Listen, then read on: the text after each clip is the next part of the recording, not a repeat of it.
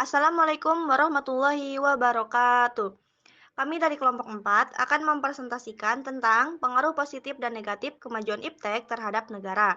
Oke, langsung saja kita bahas. Di sini kita akan membahas dulu pengaruh positif kemajuan iptek.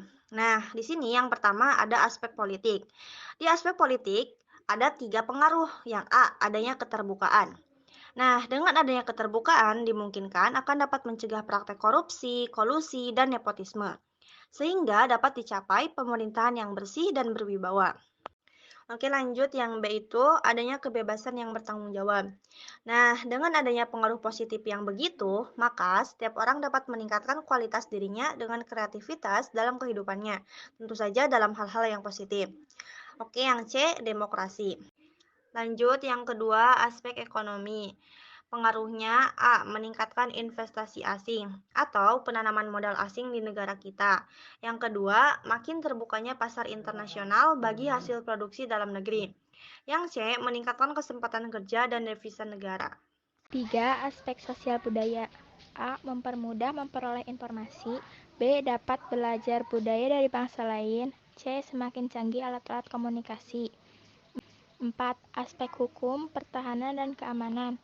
A. Menguatnya supremasi hukum. B. Menguatnya tugas-tugas penegak hukum yang profesional. C. Menguatnya supremasi sipil. Selanjutnya ada pengaruh negatif. 1. Aspek politik. Yang pertama, terganggunya stabilitas politik.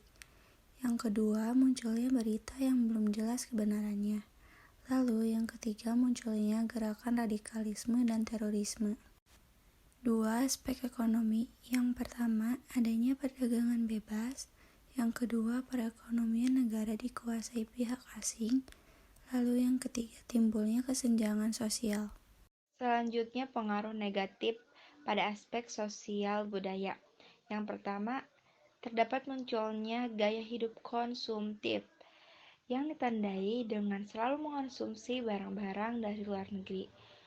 Kemudian yang kedua, munculnya sifat hedonisme. Hedonisme di sini yaitu memiliki arti kenikmatan pribadi yang dianggap sebagai suatu nilai hidup tertinggi. Contohnya, mabuk-mabukan, pergaulan bebas, foya-foya, dan sebagainya. Yang ketiga, adanya sikap individualisme. Individualisme adalah sikap yang selalu mementingkan diri sendiri, serta memandang orang lain itu tidak ada dan tidak bermakna. Contohnya, sikap yang selalu menghardik pengemis, menghardik pengamen, bahkan menghardik anak yatim. Kemudian pada aspek hukum, pertahanan, dan keamanan. Yang pertama, banyaknya kejahatan di dunia maya. Tindakan ini adalah tindakan ilegal dengan menggunakan pengetahuan teknologi komputer. Contohnya, untuk memanipulasi data dan mengubah program.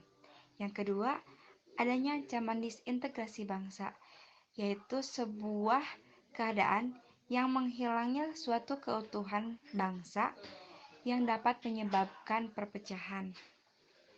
Yang ketiga, menimbulkan tindakan anarkis yang dapat mengganggu stabilitas nasional, ketahanan nasional, bahkan persatuan dan kesatuan bangsa.